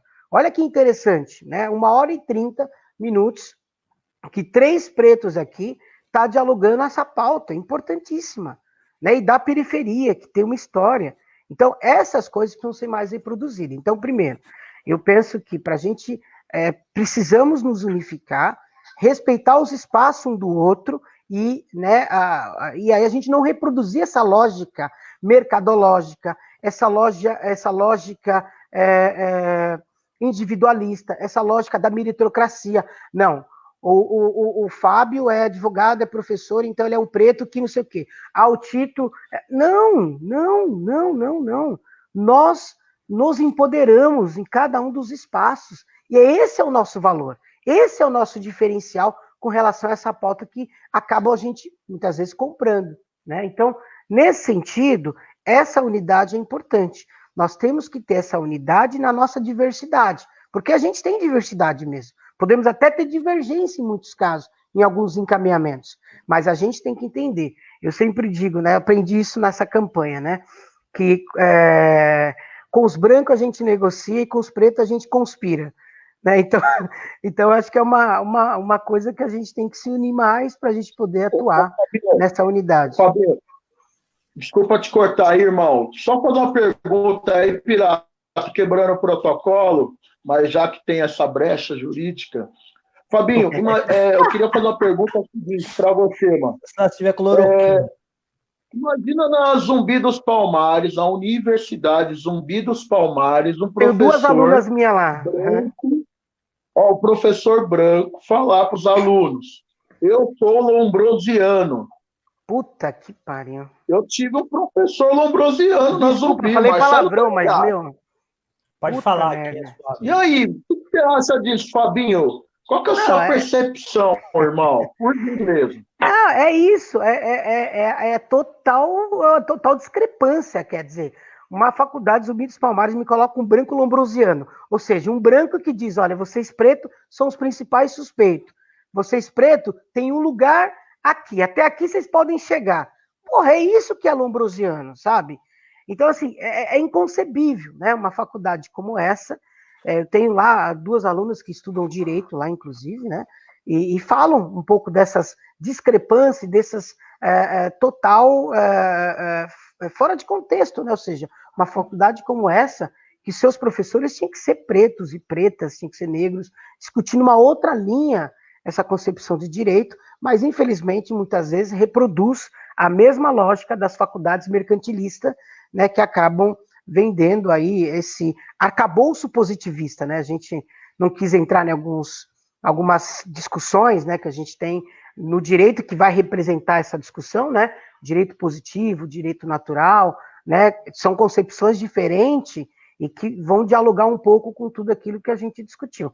Então, os caras são muito Hanskellsiano, né? São muito lombrosiano, ou seja, dentro de uma perspectiva, de uma lógica daquilo que eu falei do início, de um direito que tem como objetivo manter as estruturas de poder e da elite branca, ou seja, da casa grande. Aquilo que é o direito, as migalhas que a gente conseguiu, né, é até aqui e ponto. Então, se a gente pegar a lógica da escravidão e do momento que a gente vive, a gente tem uma liberdade, mas que liberdade é essa que a gente só pode colher ainda as migalhas do que jogam para a gente, né? Então, é nesse sentido que eu acho que a gente precisa compreender, dialogar isso, né, com os nossos povos. E só para finalizar, eu falei muito aqui de samba, né? Eu tenho aprendido muito, porque aqui em São Mateus a gente tem muito sambista. E sabe, em cada roda de samba aqui, eu estou chamando hoje de um quilombo da resistência aqui. Porque o que tem de pretos e pretas, muito legal. Só que, como que a gente leva esse debate também para essa galera? Porque não basta só nós, a gente precisa... Como que a gente conquista? Como que a gente consegue enraizar ainda mais essa discussão com o nosso povo? Isso que aí, para mim, a gente vai conseguindo ali fortalecer o movimento, fortalecer a luta. E você falou tudo, Pirata. As instituições são limitadas, viu, gente? Toda e qualquer instituição é limitada.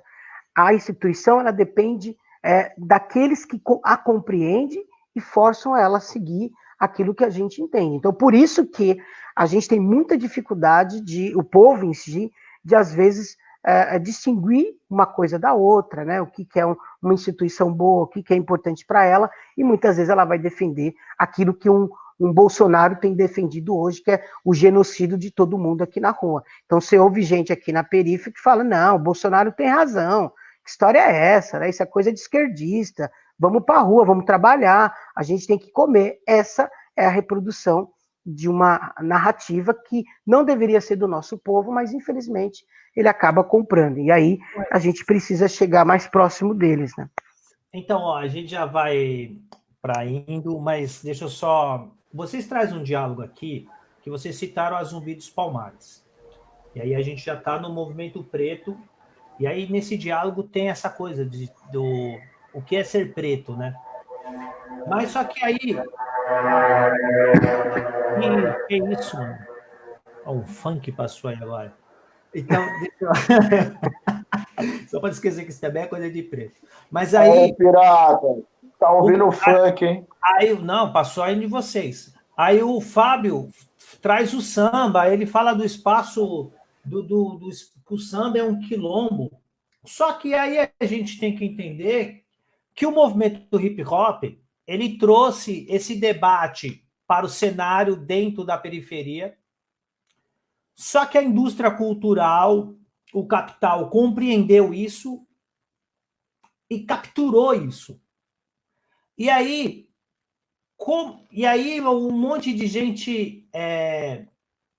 Ser preto é um negócio? Para os três. Vai finalizando, aí, né, Pirata, eu acho? E dando a saudação. Isso, a última que nós vamos... Não, afinal, vocês só vão falar como que a gente acessa o 5º artigo da Constituição. Vamos aí. O povo. Vamos aí. Essa é a última. Só quero saber, para manter o debate de vocês, ser preto é negócio?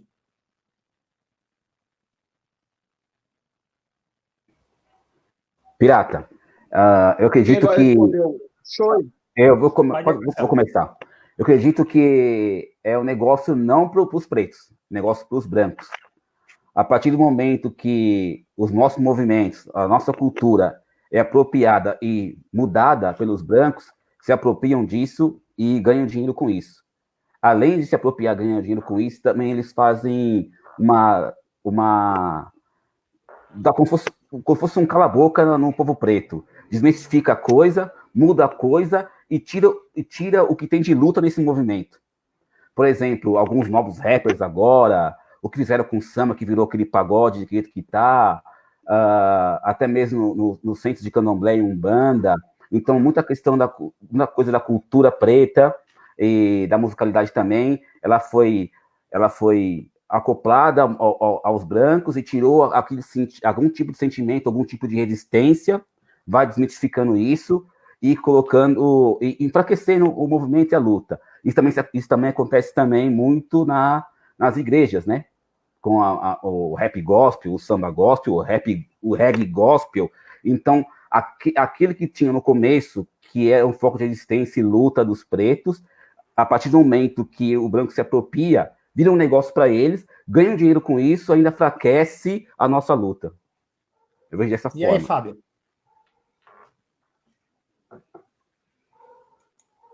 Não, acho que o Tito ia falar primeiro, né? Não, é o que mando, mano. É você, mano. É um branco querendo mandar nos pretos. Que história é essa, mano? Tá vendo? Tá vendo? Tá no debate dos pretos e me chama de branco. Mas vamos embora. Continua aí, é esse rolê mesmo. Eu acho que, então, a visão cultural, porque ó, eu acho que quando a gente discute preto no país, não podemos esquecer, e aí vocês falam de Lombroso, não pode esquecer da eugenia. E aí a eugenia utilizou agora me fugiu o nome, mas fazer os mestiços, até 1970. Só que isso deu um degradê no país. E esse degradê é o seguinte: quanto mais preto sofre mais, mas vai ter nesses degradê. E a periferia, ela pode se reconhecer como ela quiser. Mas a periferia, ela não é formada por gente branca. Isso não tem na periferia. Você tem degradê, certo? Porque o nativo, o indígena, ele é considerado vermelho, os pretos, não é esse branco europeu, né, que a gente está discutindo. E a confusão, e aí quando você está discutindo evangélica, etc., essa confusão, porque às vezes a gente não consegue chegar no outro, porque a gente acaba distanciando. Mas continua aí, vamos embora. Se é negócio ser preto, ser periférico... Olha, eu compartilho da mesma opinião de que, na verdade, os brancos acabam mercantilizando aquilo que é a nossa essência, né? Então, quando eu tenho falado muito de samba, né? Porque eu tenho me apropriado, participado mais, né? Eu fui da década final da década de 80, 90, curti muito dance music, passinhos e tal. E curti muito pouco, assim, lógico que tinha os sambas, né, históricos, tal, a gente sempre viu, mas nunca curti muito, nunca fui nas rodas de samba. Então, então hoje a gente percebe. E aí o samba é isso, é como que os brancos se apropriam, né, daquilo que é nosso, daquilo que é nossa cultura, e eles reverberam para o seu capital, para ganhar dinheiro, e aí às vezes coloca lá o preto, né, para poder dizer, olha aqui, vamos usar, né, e a partir dali se usa, né, a imagem, né, olha aqui, olha o preto ali, olha a preta aqui e tal, mas isso numa perspectiva de um empoderamento sempre individual, né, isso você vê no futebol, isso vê no time, você não valoriza a história, o coletivo, né, então é o fulano, né, é aquela negra que chegou lá para apresentar o SPTV, é o negro que ocupou um destaque ali, né? Então, assim, a gente precisa muito. Eu tenho, nesses tempos de Covid aqui, a gente assistido alguns seriados, principalmente americanos, você vê o quanto a luta do povo preto lá foi forte e o quanto nos filmes, a maioria, todos os filmes e seriados têm pretos e pretas como protagonista. E aí, independente se você gosta ou não da narrativa e tal, o fato não é um ou outro. Lá existe um empoderamento muito maior do nosso povo preto e preto, por exemplo, no cinema, né? Então, só para dar um parâmetro. Então, é diferente a lógica, né, de empoderamento, eu acredito. Então, aqui, de fato, a gente tem o uso da nossa imagem, o uso dos pretos e pretas para mercantilizar. Agora, isso é claro que aí, talvez, nessa lógica, é que aí a gente tem essas preocupações aí, seja do hip hop, seja em outros segmentos que acabam, os caras pegam esse aqui e falam, isso aqui vamos colocar de destaque, né? Mas e o restante? E aí, não querendo falar, mas para mim, a gente está aqui numa pauta na galera do hip hop, mas se a gente pegar o funk, é a mesma coisa. O pessoal fala, né, empoderam a galera do funk para colocar na TV, para colocar ali, para colocar acolá, mas ao mesmo tempo, os caras estão apanhando aqui na periferia, tomando porrada, entendeu? Porque se reúne e tal. Claro, podemos discutir, podemos avaliar tudo isso, mas o fato ou seja, é o uso apenas daquilo que é nosso, né?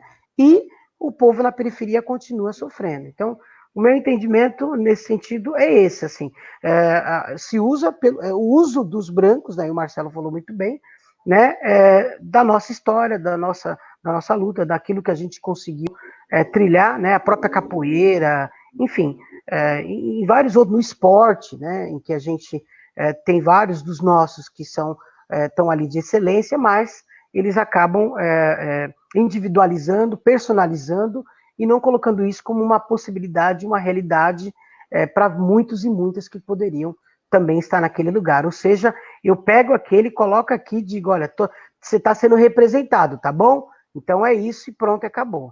Então eu entendo essa coisa mercadológica que você coloca, Pirata, nesse alinhamento aí.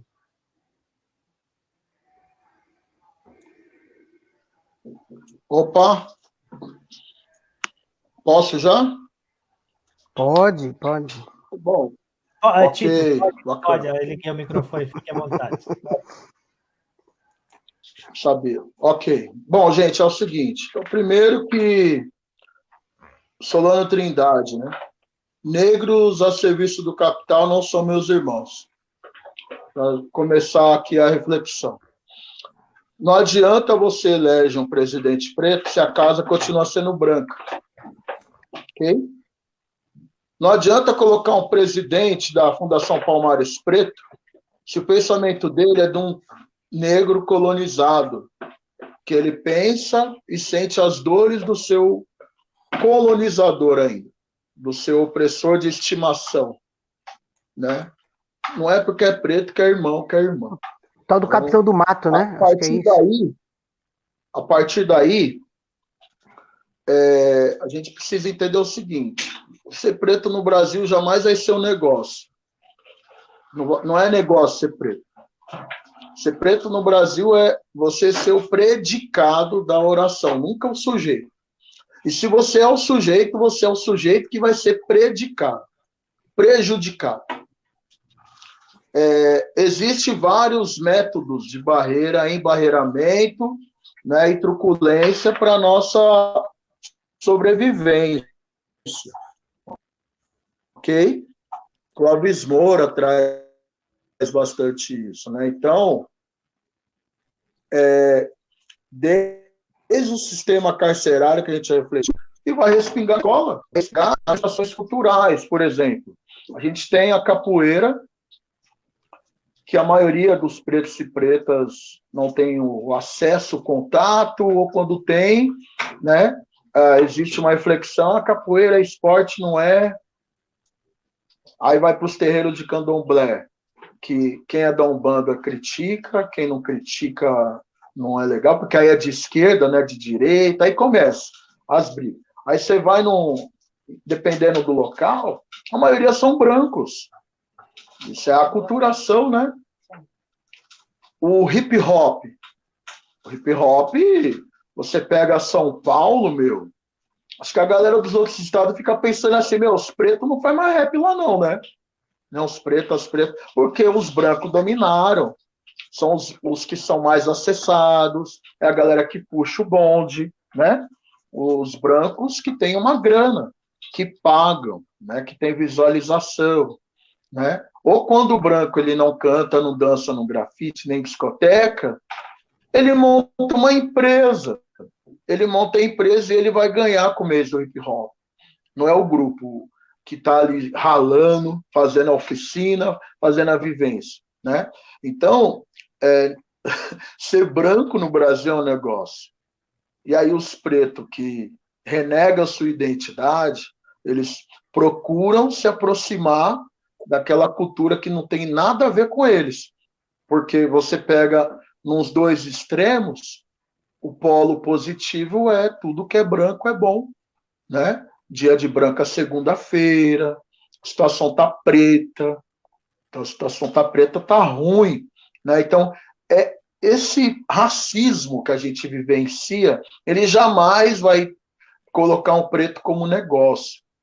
O racismo é um grande negócio, né? E aí você tem, como o Malcolm X nos alertava, né? Você tem o negro da casa. O negro da casa é aquele que sente quando o seu senhor fica doente, ele fica feliz quando o senhor compra uma fazenda maior, né? Ele não sente a empatia, né? Não se coloca no lugar ali de quem está na plantação, tomando a chibatada ali a todo momento, né?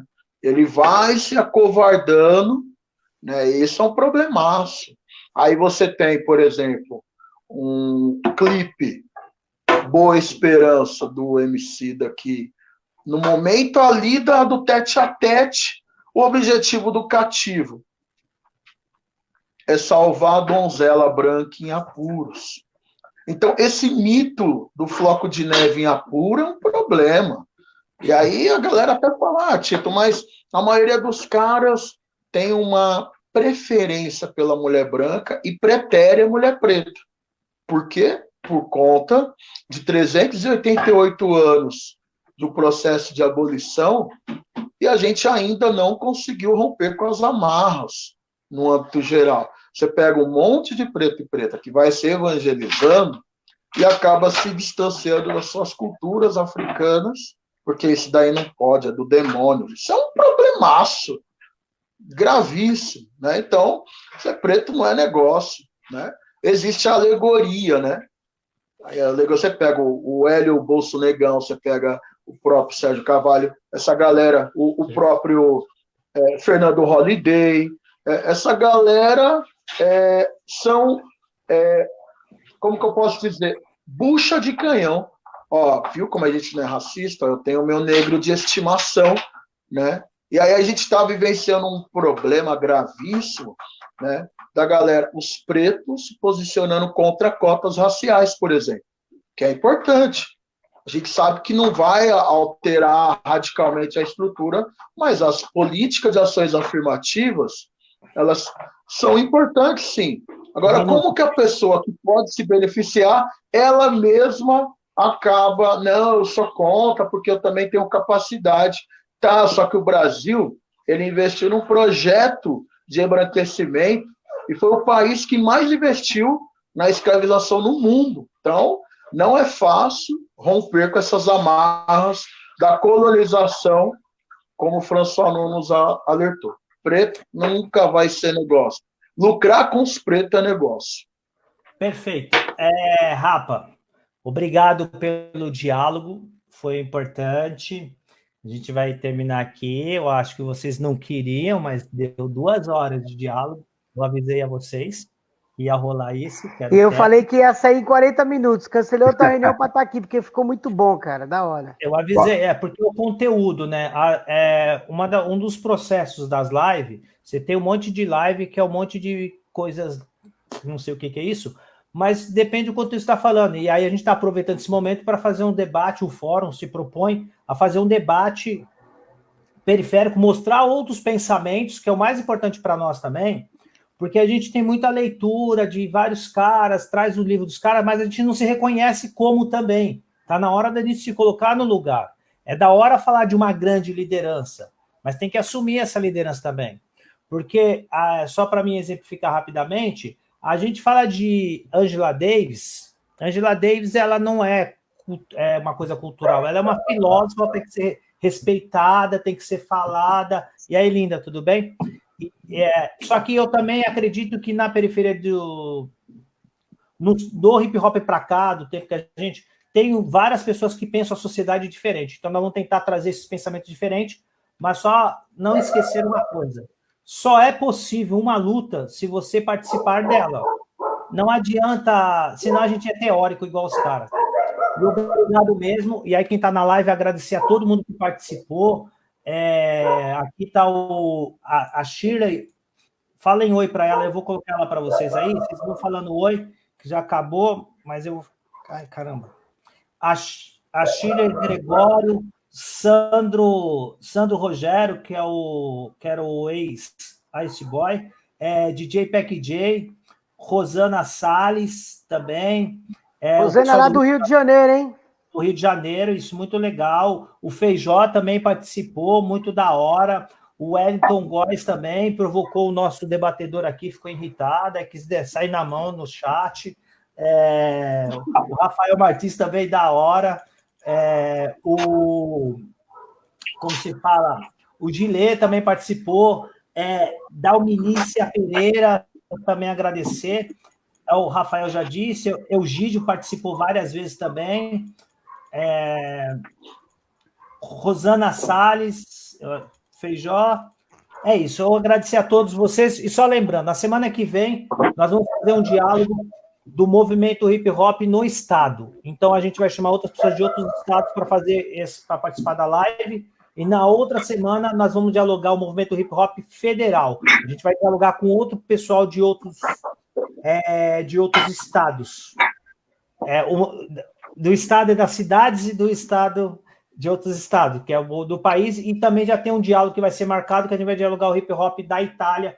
Tem uma pessoa na Itália, a gente vai tentar fazer os links, mas tem outros projetos. E aí, só pedir para vocês participarem do Ford Hip Hop e reforçar a importância de um cara na cidade de São Paulo que está fazendo a diferença no centro, desde quando começou o Covid-19, seu Robson, quem puder, seu Robson todos os dias distribui 2.000 comidas para as pessoas, se puder ajudar com R$1 ou compartilhar, porque às vezes é só compartilhar o bagulho, compartilhar as informações, ajudar como puder, liga? E agradecer a vocês e até a próxima.